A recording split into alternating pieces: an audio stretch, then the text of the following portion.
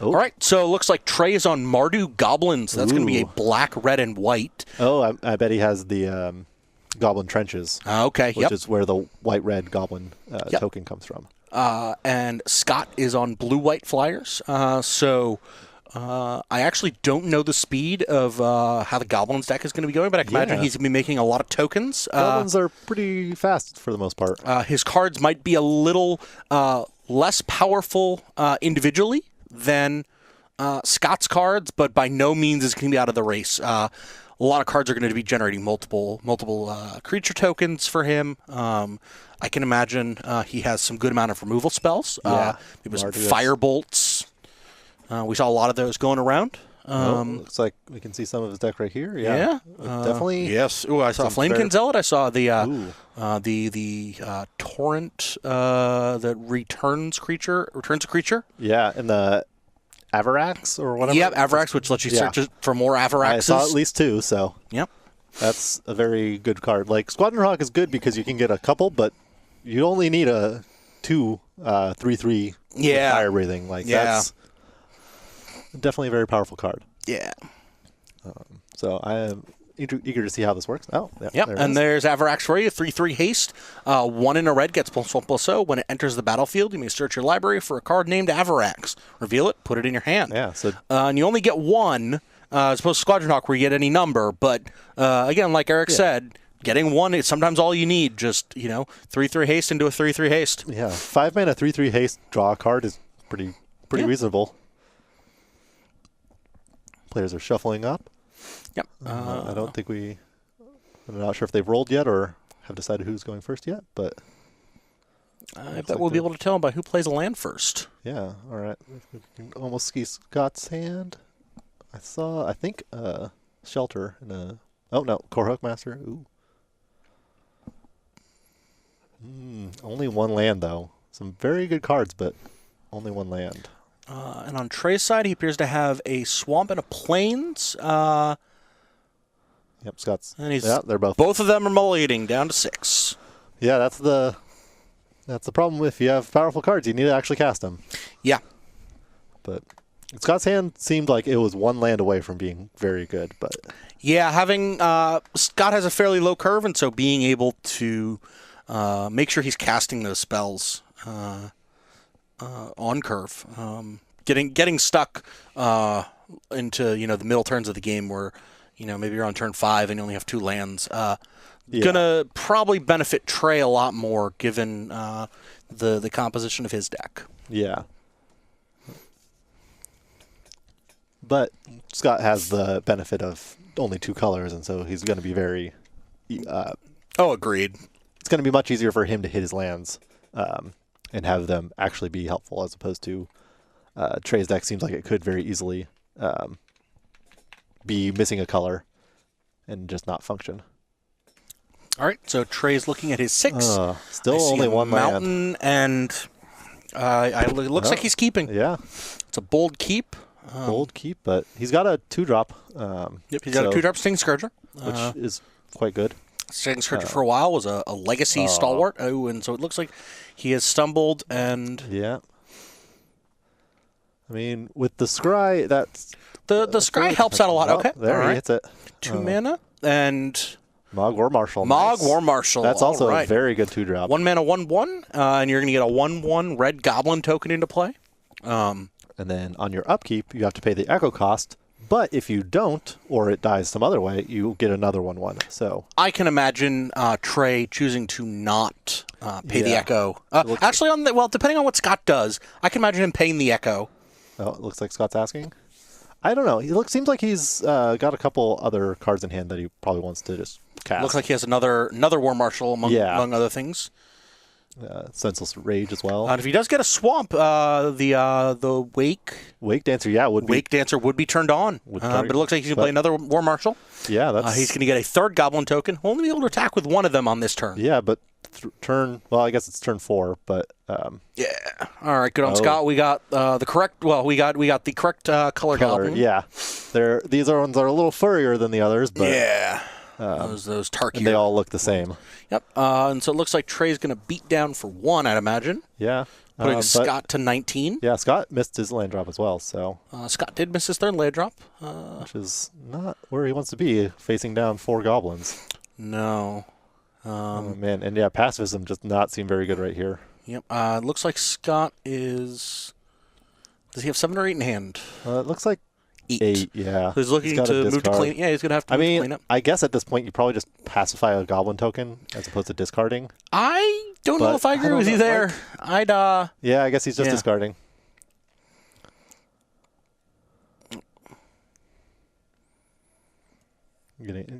Trey not paying upkeep again or echo again. Yeah, I think Trey is choosing not to pay echo again. Which I don't think I would do. Like, I think he's got a senseless rage. Did he not attack?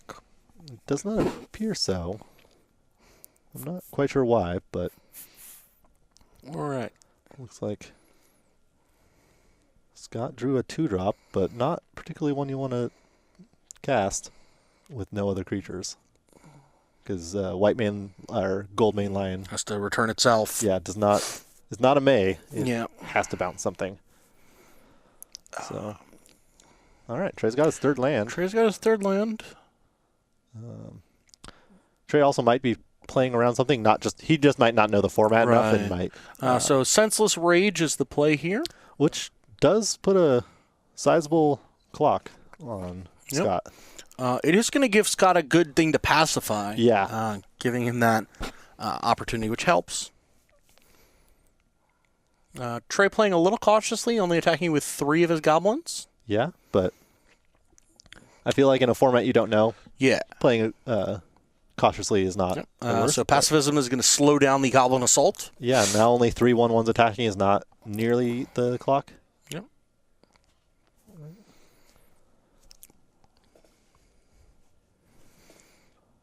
So Scott should be at 15, right?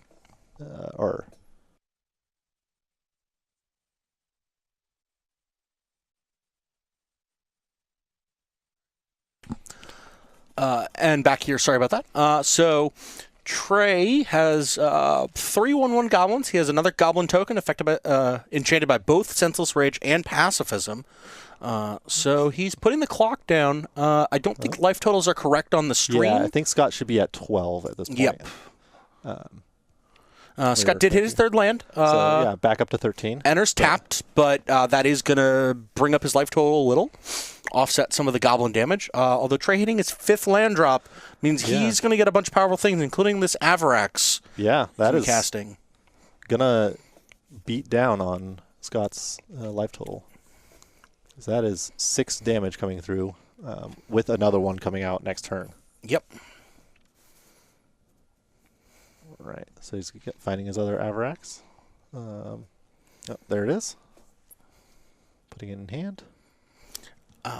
And we will get the camera adjusted where the battlefield is getting played at for the next game, so that everyone can see kind of what's going on.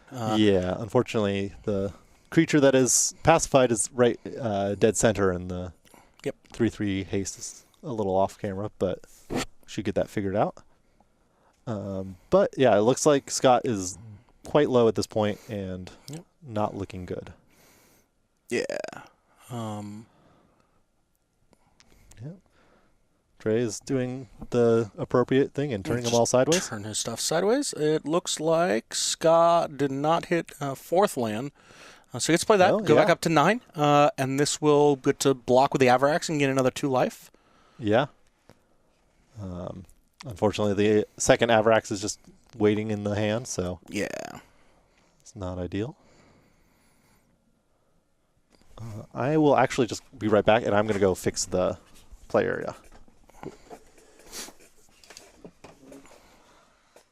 And so Trey deciding what he wants to do right now. He has a couple options. See a Sting Scourger in hand that can have Scott return the guy. So Scott will gain the 2 life. So as you can see, it was not played in the middle of the battlefield, but Sting Scourger is going to return target creature an opponent controls. So Scott will gain the 2 life, but he's also going to be facing a lot of damage this turn. That looks like another Mog War Marshal hitting the battlefield. And Scott very graciously providing a token that he may or may not have. Oh, no, he does not. But it's okay. We'll make sure to get an appropriate Goblin token placed over there. Yep, there we go. And so there are 3 Goblin tokens, an Avarax, and a Sting Scourger. And so it looks like Trey's going to be able to attack for 6 damage on this turn, putting Scott down to 5. And I think that's going to be all she wrote. We know that Scott has a Control Magic in his deck. I can't see it in his hand. But oh no, he does have the Control Magic in hand. So that would be, well, it would take control of a tapped Avarax. That probably wouldn't be great. So yeah, again, playing the Aven, getting another 2 life on the enters the battlefield trigger. Trey has got some Echo choices to make with both the Sting Scourger and the Mog War Marshal. And it looks like he's going to be paying the Echo for the Sting Scourger, keeping around his 2/2 Goblin, and looking to be taking for a hefty amount of damage. 3 damage from the Avarax, 1 token that cannot attack, and 2 tokens that can attack.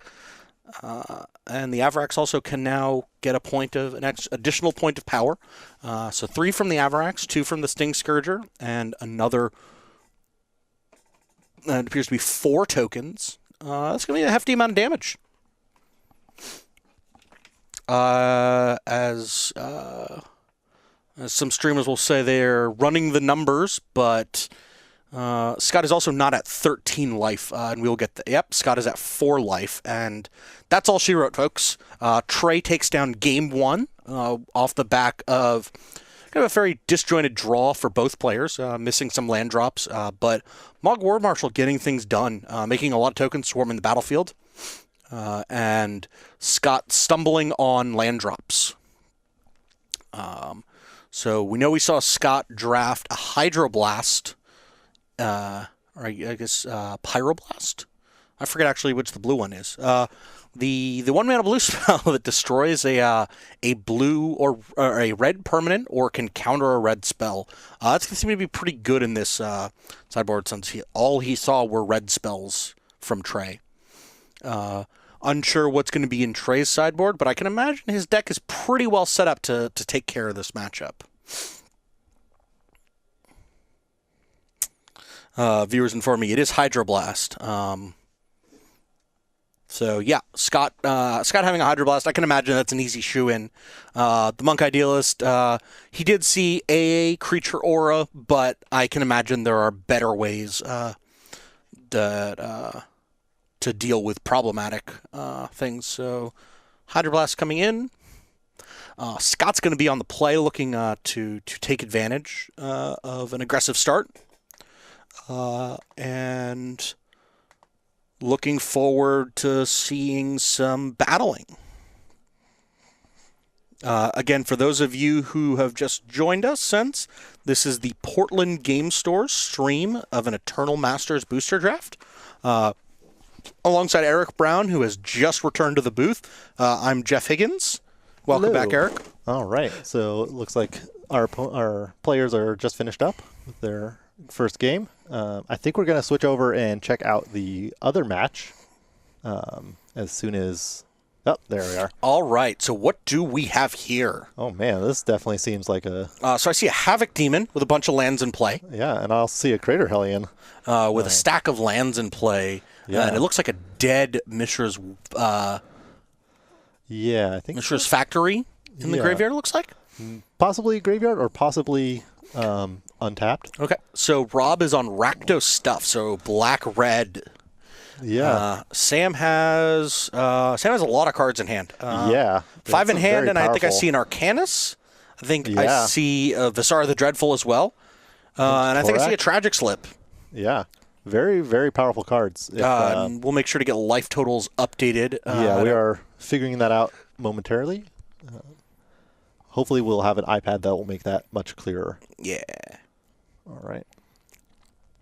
So it looks like Sam does only have 2 sources of black. Yeah, so it's only one of any of his black spells. The dismal dismal backwater. Dismal backwater is a little hidden by the graphics overlay. Yeah, but oh wow. Okay. Okay. Those are some life totals. Yeah, so that's Sam playing the Arcanus. okay. So Arcanus is an incredibly powerful Magic card. Yeah. Tap, draw 3 cards.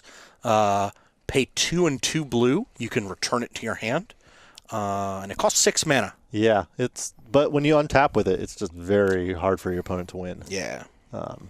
However, the Havoc Demon that's out, when it dies, gives all creatures -5/-5.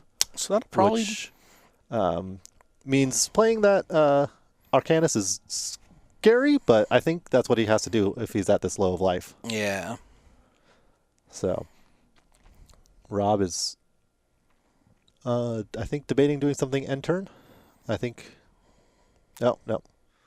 Just has not untapped his lands yet, but spending in the Crater Hellion, which seems like a. Oh no, he paid the upkeep. That's it. He just played it last turn. Okay. That makes sense. Okay. We now understand what's going on in this game. But interesting choice. Just jumping with Arcanus. Oh, and then Tragic Slip. Got it. Okay, that makes sense. All right, that's a good way, especially if your opponent's going to commit a bunch of mana. Yeah, like Nature's Claim? Or no, Thornwheel Archer. That is a Thornwheel Archer, a 1/2 reach Death Touch. So basically... But in the meantime, Sam is casting a Hymn to Torak, targeting Rob. And it looked like he only had 2 cards in hand because he just put those 2 in away. So we don't quite know what could discard it, but he's going to attack for 5 with a Havoc Demon and then play a Thornwheeled Archer. Thornwheeled Archer, which was a great impersonator of Tarmogoyf in the Future Sight packs. You always thought you were getting a foil Tarmogoyf. It's really a Thornwheeled Archer. A little less good. Yeah. But still a very powerful card in Limited. Yeah, 2/1 reach Death Touch. It's basically a removal spell if they can't. It's basically the Green Doomblade. Yeah. Just have to let them attack into it. Looks like Rob drew a land for turn, so I think he's just debating attacking with Mishra's Factory. Which... Oh, he must have a Flame Jab in his graveyard. Which we cannot see. Yes. So he's discarding that land. Yep, okay. Yep. Flame Jab, which is a 1 mana sorcery. Sorcery. Deal 1 damage to target creature or player with Retrace. Yeah. Which, with Sam being so low at 3 now after the factory hit, that is very scary because 3 more lands and Sam is dead. Yep. I would imagine that Sam is going to hold back some of his... so it looks like he has a Victimize in hand. And so... Yeah, he's got some answers, but Rob does not need too much. No. Carbonize off the top will just kill Sam, and Victimize, while good, is also a sorcery, so it's very hard to leverage that too harshly. Looks like... Oh, another Flame Jab. Or another land for Flame Jab. Yep. So, although Sam at 2 is very scary against Rakdos. Although, actually, Victimize, Sacrifice, and the Havoc Demon is not going to work out well. Since it's not an additional cost, you're going to sacrifice the creature during the resolution of the spell, and then put creatures onto the battlefield. Which are very immediately going to die. That's not... Okay, no. He was able to draw another third black source to cast Visara the Dreadful. Very powerful card. Tap, destroy target creature. Yeah, that's very hard to deal with when you have only creatures, but 2 more lands off the top before Rob dies, before Sam dies. I think Rob's life total should be at 9, I would say. I think either 9 or possibly slightly lower if he got hit ones in between, but I'm not sure. So I think it might be that Rob is debating how many more draws he can get, because he just needs to draw. Any burn spell kind of wins him the game. Yeah. So he just needs to draw as much as he can. So he's just holding off. It doesn't look like any of his creatures are going to get through. No. So he's just trying to maximize. No, he's got a 1-turn window on like a haste creature this turn when Visara can't activate. Yeah, and then with the factory, but yeah, Visara blocking is very good because you block one thing, tap, kill a different thing, and just, it's very hard to get through. All right, he is reaching for some lands. Yeah, debating his choice. I'm not sure what he drew. I can't quite. Oh, it's Senseless Rage, which is not quite enough, I don't think. It gives +2/+2 or +3/+3. I cannot quite remember. Looks like we're pulling him here. But it looks like he just passes the turn and it just concedes. Because I think he was dead on the crackback. He was definitely on the crackback. That's not the card I was thinking of. Yeah, we'll get the Visara the Dreadful out of the way as soon as we can. So moving in between games, I know that Sam had he had a Hydroblast, which is going to be a very good card for his sideboard. Since he saw a lot of red stuff. Yeah, when it gets half your opponent's spells and creatures, that's where that card is. Really and I can imagine Sam also bringing in maybe some of his lower creatures like the Phyrexian Rager. I'm a huge fan of Phyrexian Rager. That card is great. 3 mana, 2/2, enters the battlefield, draw a card and lose a life. You don't want to be losing too much life, but it does just about everything that you want. It saves you more life usually than you really lose. Yeah. Big fan of that in Pauper when I play. Oh, yeah.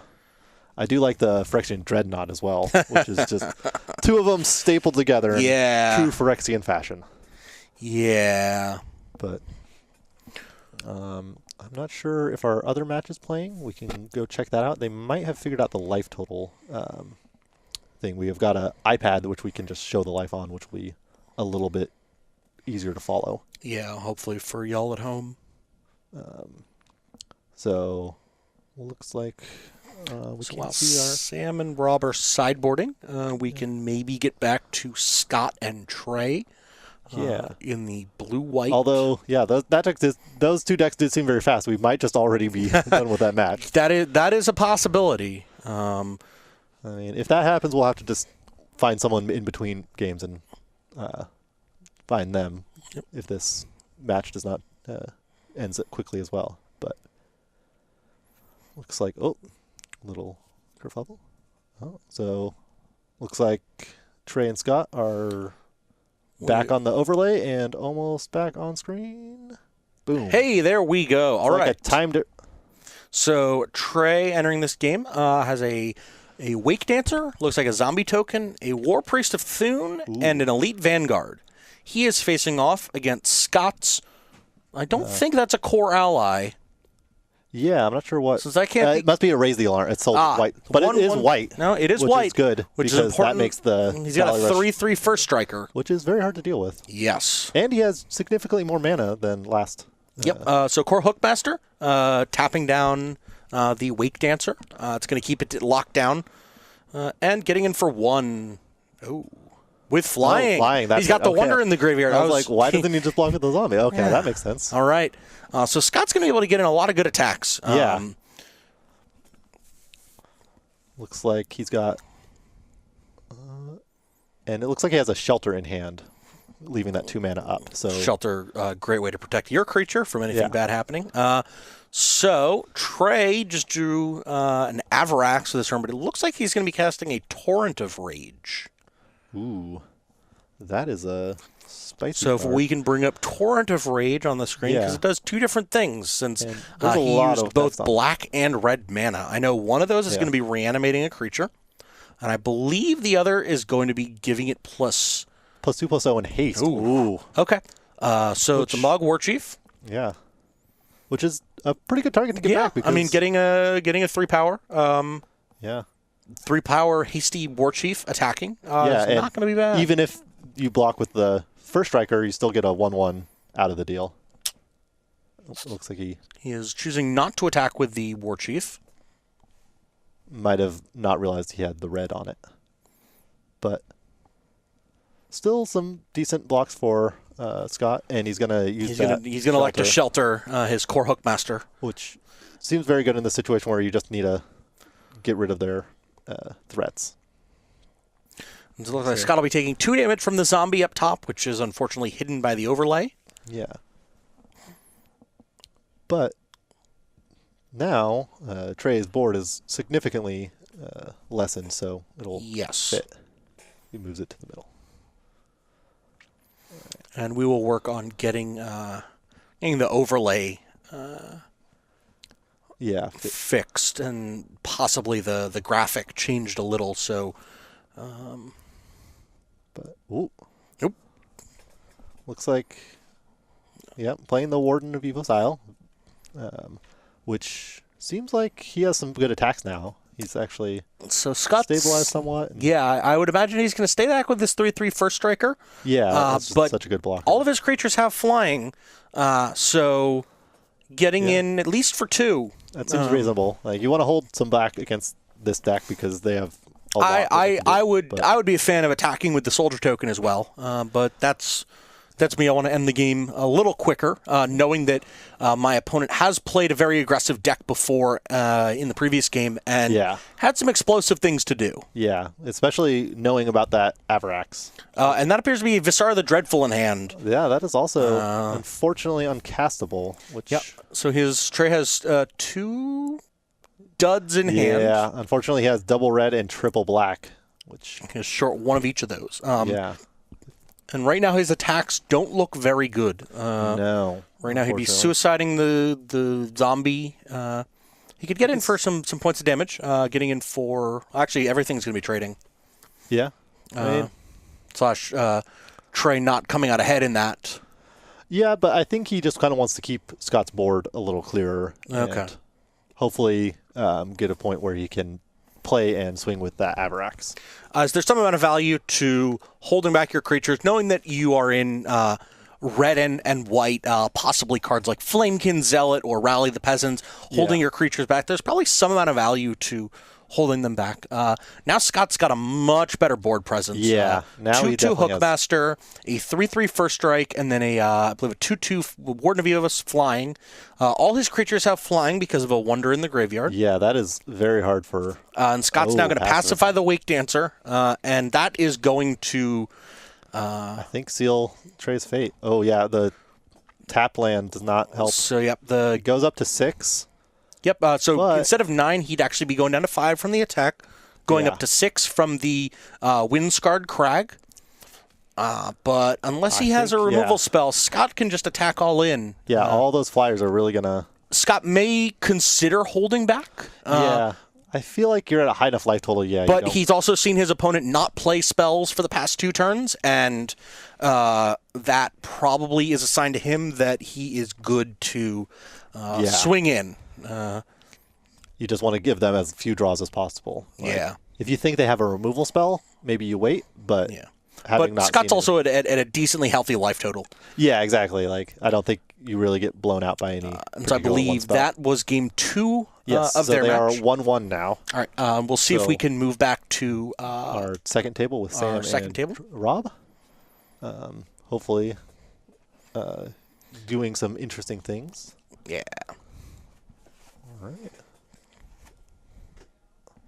All right. Well, so we got a couple things. We got each player. Rob has 5 lands in play, and he just played a Borderland Marauder with. That is scary. I believe that is a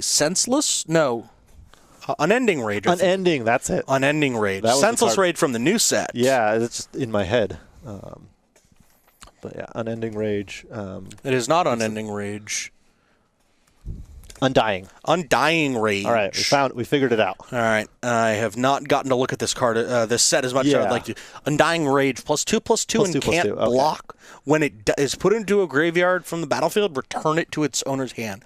So put on a Borderland Marauder. That's going to do a lot of work. Yeah, that card is very scary. And so right now, Sam has a Blight Soil Druid, I believe that is. Yes, so it's a 2-mana 1/2, and it taps for green or black, and you pay a life. To do that. So it ramps you, but you have to pay a price. Sam getting to play one of the quote-unquote free spells, originally from the Urza's block, Peregrine Drake, a 5-mana flyer. When it enters the battlefield, untap 5 lands. Which seems reasonable until your spells are your lands tap for more than 1 mana, then it's a pretty... And he's also going to cast an Arcanus, paying 1 life for that. But if he can, if he's able to untap, I like Sam's chances here. Yeah, I feel like he might just chump the Borderland Marauder because he just kind of needs to keep his life total high. But I don't know. He's definitely... Once you untap with Arcanus, you are very favored to win the game if you can actually keep deploying your spells. And he's got a fair number of lands in hands to do that. And he also has a Mishra's Factory tucked down at the bottom of his lands. Rob does. Oh, yes. Which will help. Oh, yep. Would help in punching in some points of damage. Yeah, that's just kind of... It's a good land, and if you need it to be a creature, it can also be a creature. What more do you want? So Rob tapping some lands, playing a Phyrexian Rager. Yeah. Adding another body to the board, but more importantly, drawing through his deck. Yeah, just kind of getting to be able to deploy as many threats as he can, which against Arcanus you really need to do. Yep. So I think looking to go to combat. Yeah. I'm not sure if you attack with the 1/1. I think he just wants Attacking with the 1/1 makes sense. Since it's going to give you a body, and you are likely to not have it blocked. I would imagine Sam might block that, but getting a body back is fine. But I would imagine the Borderland Marauder is very important to be attacking. Yeah, and that keeps the double block from really doing too much. But Sam notably does have a Fog in hand, which will be very helpful. Letting him take a turn of kind of overcommitting. Oh, okay. That was an Innocent Blood. Yeah. So Sam losing his Blightsoil Druid, which Sam drawing a second copy of Fog. Second of Fog. That's not too bad in this deck. No. It's not something I would main deck, but this is a Rakdos aggressive deck. It's pretty reasonable. And this seems like a turn where Sam can very freely just tap his Arcanus to draw cards. Yeah. He has the mana to both return it and to cast a Fog if he wants to. Yeah, that is very powerful. So now we get to see the power of Arcanus, drawing way too many Magic cards than any one person should at a one time. And it looks like there's a Nature's Claim, which... No, that is an Abundant Growth. Oh, that is an Abundant Growth. And Nature's Claim would not actually be as helpful since the Unending Rage would just go back to hand. I was going to say it could buy him a turn, but... Yeah. So casting Abundant Growth, but more importantly, getting a Blightsoil Druid. And leaving Fog up. Does he have a forest up? Yeah, he has an island and is that a swamp? I don't think he has Fog up. No, he does not, actually. I think he's hoping, I think Sam is hoping that he can either block with the Blightsoil Druid, just, save him a turn. Throw it under the bus. He's got plenty of cards. It's not his concern card-wise. So, right now, Rob has basically all the mana at his disposal that his deck could want, and looking to capitalize. He's definitely... Yeah, I definitely think he just attacks here first and sees... okay. So he's animating the factory and attacking. So he's probably getting in. He's probably getting in for 2. Yep. So reasonable. So Sam should be probably about 8 right now. Yeah. Sam should probably be at 8, and I think this is where this is an oft-used phrase. I think this is where Sam's deck turns the corner. Oh yeah, he's got enough mana. He's got life. He's playing Visara the crazy Dreadful. Powerful cards. Yep. He might even just block with Arcanus and tap to draw 3 cards. There's one card drawing 6 cards seems pretty decent. Sam has gotten incredibly ahead in this board, and I expect him to start taking over, short of Rob having a Fireball, which I don't even think is in the set. Yeah, I don't think there are any X spells. They're just... Yeah, there's mostly Carbonize is the common spell, which is only 3 damage each. Again, attacking. Send it in. That Borderland Marauder knows no fear. He only knows one way. And it looks like Sam is casting a Fog. Yeah. Letting him not worry about any combat damage. Yeah, just Drawing and again refilling. There's no, it ain't over till it's over. But I would imagine that this game is when your opponent has 8, 9 cards in hand. 3, 7. Yeah, 7 now after playing a land. Yep, that's pretty good when you only have 2 and only really have 1 attack. Yeah. I think at this point, yeah. Okay. Casting a Worn Power Stone, just getting cards out of his hand. Yeah, just setting up really for next turn. I think he's just gonna. Yeah, he's got a deep analysis. Draw more cards because why not? Yep. It seems like he doesn't have any real need to worry about threats at this nope. point. So. And I can imagine that I can imagine him holding back with his creatures.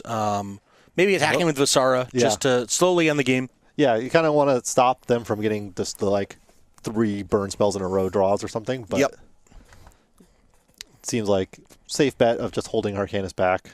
Why not just draw some more cards? Yeah. It is one of the better feelings in Magic. It's just drawing card after card after card.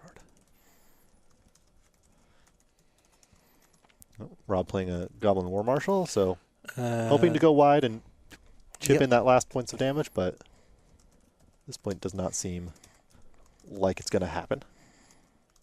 And Rob should be at 12 at this point after that Visara hit. All right.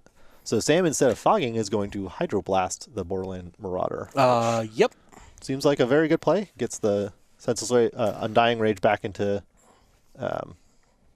Rob's hand, but removes a threat. Yeah, and more importantly, he's able to block the Mishra's Factory, it looks like. Get rid of that threat as well.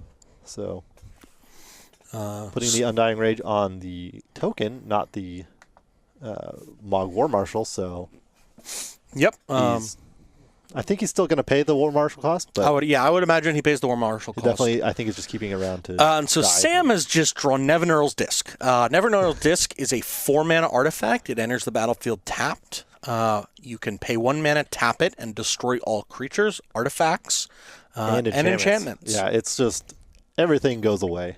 It looks like Sam has gotten a request on how many cards left in library.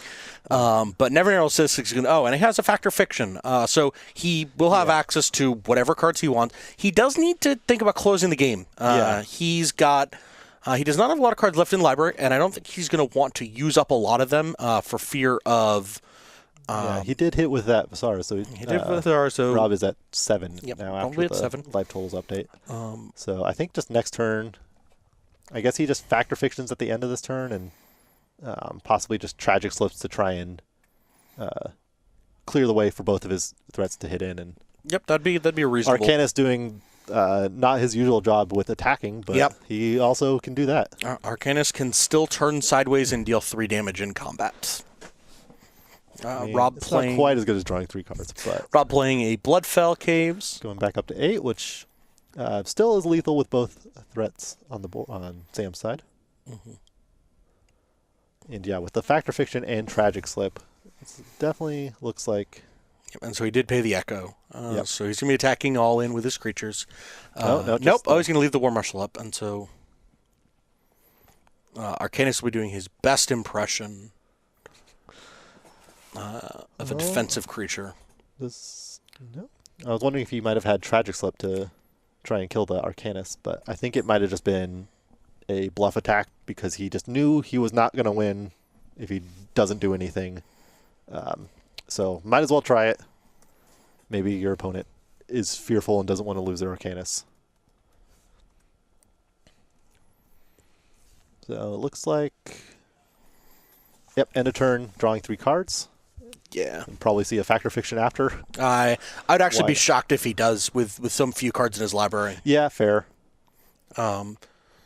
Just wants to end the game. Yeah.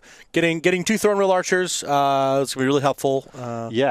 Unfortunately, the Mog War Marshal is still alive, so he cannot Tragic Slip and have no blockers. Yeah. So just swinging in for 5, putting Rob down to 3, and giving him very few outs this turn.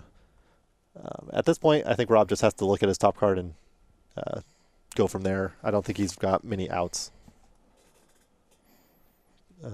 Sam playing some more Archers. or a pair of archers, and I think passing at this point. Or maybe he's counting how many cards he has in hand. It is 7. a Yeah, lot. he's down to 7, so he can safely pass without having to discard. Yeah. And I would imagine that, so Rob is actually down to 3 life, I'd imagine. Yep. The Visara Dreadfuls here. He's got about a 1-turn window. Yeah, he drew Sting Scourger, which Sting Scourger is going to be good. It's going to unsummon the Yeah. Visara and delay a little bit, but don't think it'll be quite enough. Unfortunately. Yep. Looks like Sam is very in commanding lead at this point. Since Sam has 3 creatures in play, and he can Tragic Slip. The War Marshal, yes. That's Or actually Sting Scourger's a 2/1? Sting Scourge is a 2/2. 2/2, okay. What I can imagine Sam doing on this turn is just, again, attacking in this 2 Thornwields, playing Visara, and passing the turn. I think he drew the Havoc Demon, it looks like. No, he drew a Jungle Hollow. Oh, Jungle Hollow. Yeah, he's had the Havoc Demon, just hasn't had a real need to play it. Right, okay. Figure just in case something really goes sideways, he has a good threat on the board. I'd imagine him attacking all out. Rob obviously has to block, and one of those creatures has to block the Arcanus. Yep, and that creature is going to die, and then the other has to block a Thornweld, and then he can just kill the token that's left and leave Rob with nothing on board. Rob, okay. Maybe we have life totals slightly incorrect? Yeah, I think... Or maybe he's just thinking about it. Yeah, I think realizing that he can't leave a 3-power creature unblocked. All right, looks like that's the blocks. Yep. Where Marshall dies, Thornweld Archer dies, leaving Rob with a 1/1. And Rob is at 1 life, so there are some cards that are turned off for him. Yeah. Casting, but he's... Sam going to cast a Visara, and looks like he'll pass the turn. Yeah, there's not really much need to do anything else. At this point, you just kind of want to keep your options open. You have a couple instants. All right. Seismic Stomp would have been good earlier, but unfortunately not enough when your opponent is at 8. Rob debating if he can get another turn, but... Yep. Looks like the match. That's the match. Sam is going to take it 2-0.